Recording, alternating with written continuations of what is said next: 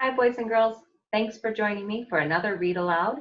This week we are reading stories about plants and animals and seeds. I have a great story today called The Dandelion Seed. My favorite part about this story is the illustrations. They are beautiful. A talented artist definitely illustrated this book. It's going to be fun to read because throughout the story you're going to be using your eagle eye and looking for the tiny seed. Here it is. A dandelion seed. Hope you enjoy. The Dandelion Seed by Joseph Anthony, illustrated by Chris Arbo.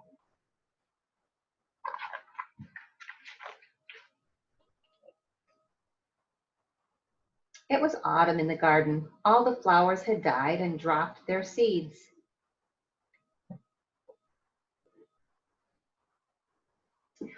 Only one seed was left, a little dandelion seed, who was afraid to let go.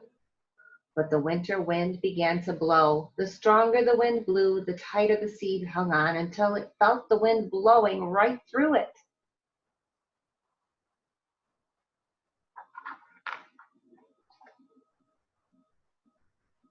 Then the seed left the garden behind.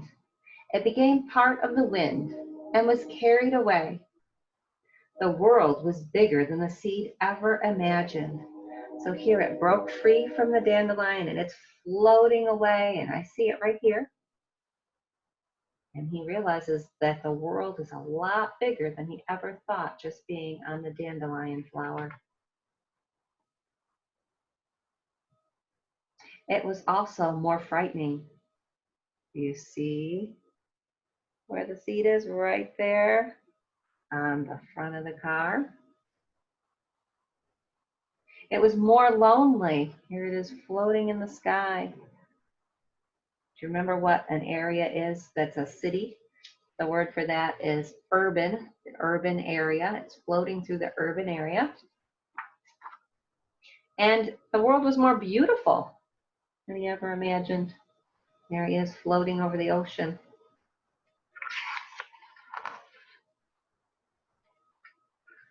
The more the seed saw, the smaller it felt.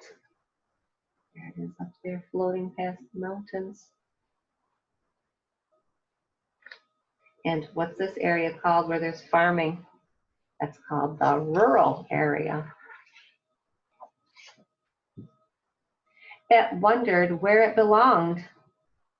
There it is right above the cow's nose. The seed landed when snow began to fall. It listened in silence as peace covered it like a blanket.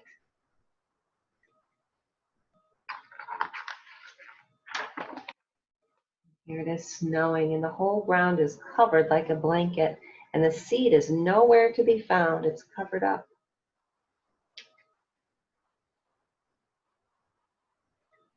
Finally, spring came. Sunshine warmed the air and the soil, and the little seed began to grow tiny leaves and roots. And there it is, coming to life. Its leaves spread wide to gather sunlight. And this right here is a dandelion plant. Those are the leaves. Maybe you've seen those in your yard before. Its roots reached deep to drink fresh rain. Soon the seed flowered into the bright, delicate dandelion it was meant to be. The plant got a lot bigger. Here it is, the dandelion plant, and now it has dandelion flowers. It shared its green leaves with deer and rabbits. So deer and rabbits like to eat dandelion leaves. So they depend on the dandelion for food. People eat dandelion leaves too. You can put them in a salad. It gave sweet nectar to bees and butterflies. So the dandelion flower is feeding the bees and the butterflies. They're depending on the dandelion for the nectar.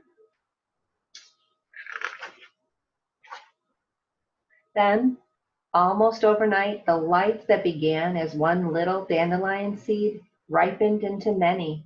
They each became part of the wind and were carried away. So that yellow dandelion flower, when the petals die, all those seeds are left behind to blow in the wind. all except one. Don't be afraid, whispered the dandelion. The wind and the sun and the rain will take care of you. Let go, and you will see.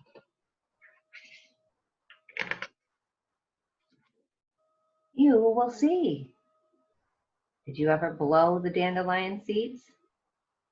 See the meadow full of dandelions?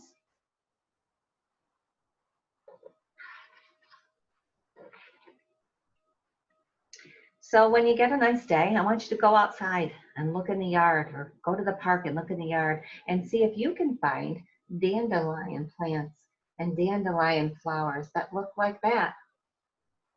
And remember, they came from pollination. Bees and birds pollinated so that we would have more flowers. And remember, even though they're considered a weed, deer and rabbit like them for food. Hope you enjoyed our story.